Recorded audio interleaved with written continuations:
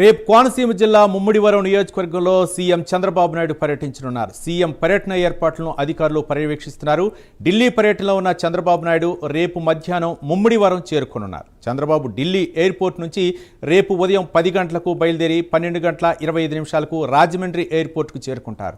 అక్కడ నుంచి హెలికాప్టర్లో బయలుదేరి 12 గంటల 50 నిమిషాలకు సిహెచ్ గున్నేపల్లికి చేరుకుంటారు.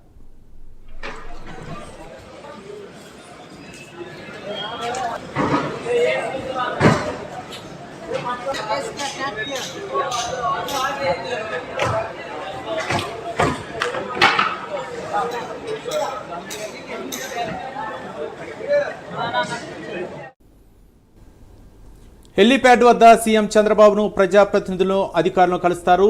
చెరువు పూడిక తీరుతో పనుల పరిశీలన, అలాగే ప్రజాప్రతినిధులతో ప్రజావేదికలో ముఖాముఖితో మాట్లాడతారు. ఆ తర్వాత పేదల సేవా కార్యక్రమంలో పాల్గొంటారు. అనంతరం సిహెచ్ గున్నేపల్లి గ్రామస్తులతో ముఖాముఖి చర్చలు జరుపుతారు. ఆ తర్వాత పార్టీ క్యాడర్ మీటింగులకు హాజరవుతారు. అనంతరం హెలికాప్టర్లో బయలుదేరి సాయంత్రం 6 గంటలకు తాడేపల్లి చేరుకుంటారు.